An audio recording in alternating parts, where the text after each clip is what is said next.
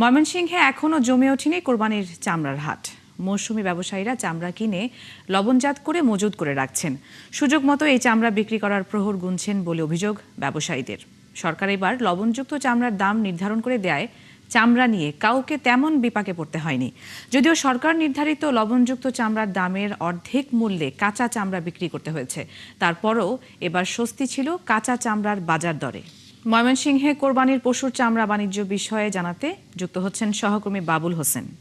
বাবুল, জানাবেন যে পাইকাররা কি পরিমাণ চামড়া সংগ্রহ করেছেন, ট্যানারির পক্ষ চামড়ার মান নিয়ে কি বলছেন এবং চামড়া বাণিজ্যের বিষয়ে মৌসুমী ব্যবসায়ীরাই বা কি বলছেন জানাবেন।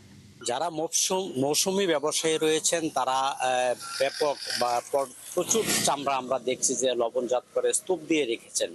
কিন্তু সমস্যা হচ্ছে যে এখন পর্যন্ত কোনো ট্যানারি মালিক বা বড় কোনো পাইকার এই ময়মনসিংহের যে বিভিন্ন বাজার যেটি রয়েছে চামড়ার স্থায়ী অস্থায়ী সেখানে কিন্তু আসছেন না। আপনি জানেন যে গেলবারের চেয়ে প্রতি বর্গফুটে 2 টাকা বাড়িয়েছে সরকার চামড়ার দাম। কিন্তু যেটি হয় যে এর আগে আমরা যেটি দেখেছি যে অনেকে চামড়া বিক্রি করতে না পেরে সেই চামড়া কিন্তু ফেলে রেখে চলে গেছেন। এবার কিন্তু এমনটি হয়নি।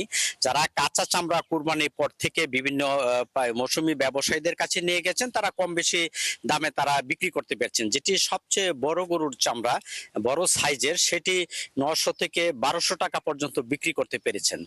আর যারা কিনে রেখেছেন এরপরে তারা বলছেন যে মৌসুমী ব্যবসায়ীরা প্রতিটি চামড়া সাইজ বেঁধে 300 টাকা পর্যন্ত তারা সেটি লবণ যুক্ত করতে হয়েছে। এর সঙ্গে তাদের যে শ্রমিক, সেই শ্রমিকের মজুরি রয়েছে, শ্রমিকের পারিশ্রমিক রয়েছে। কিন্তু এখন যেটি হচ্ছে যে কোনো বাজারেই যেটি পাইকার কিংবা বলছিলাম যে ট্যানারি মালিক, তারা কিন্তু এখনো আসেননি। গতকাল আমি এই মুহূর্তে রয়েছি একটি শম্ভুগঞ্জ, যেটি ময়মনসিংহ সদরের সবচেয়ে বড় একটি চামড়ার বাজার। আপনি দেখতে পাচ্ছেন যে প্রচুর চামড়া লবণজাত করে স্তূপ দিয়ে রাখা হয়েছে।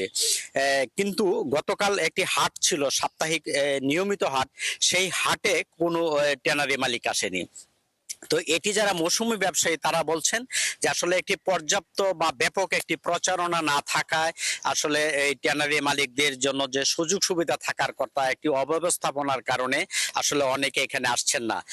আগামী মঙ্গলবারও এখানে একটি হাট বসার কথা রয়েছে, সেই অপেক্ষায় আছেন এখানকার যারা মৌসুমী ব্যবসায়ী, যারা চামড়া কিনে লবণজাত করে রেখেছেন। তারা আশা করছেন যে মঙ্গলবার দিন হয়তো ট্যানারি মালিক বা বড় পাইকাররা আসবেন, এই আশায় কিন্তু এখানে তারা এটি করেছেন।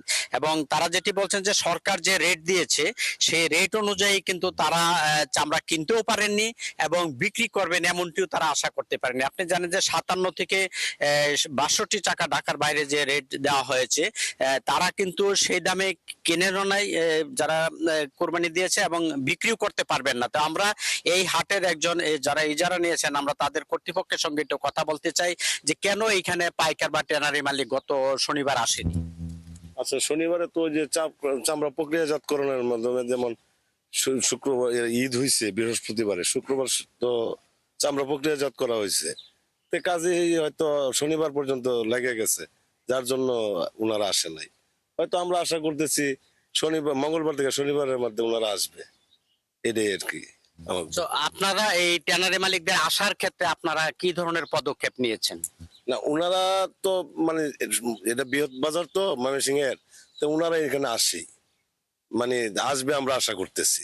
ওনারা আসলে হয়তো যখন বাজার বিক্রি হয় তখন আমরা বুঝতে পারবো যে কি অবস্থা। এর আগে তো কিছু বলা যাইতেছে না।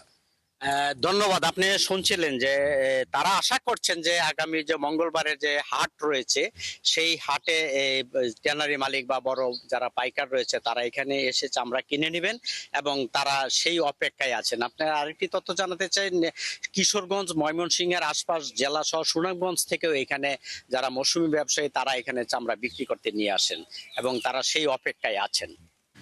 বাবুল হোসেন, ধন্যবাদ আপনাকে যুক্ত হওয়ার জন্য। দর্শক, কোরবানি পশুর চামড়া বাণিজ্য নিয়ে জানাচ্ছিলেন সহকর্মী বাবুল হোসেন।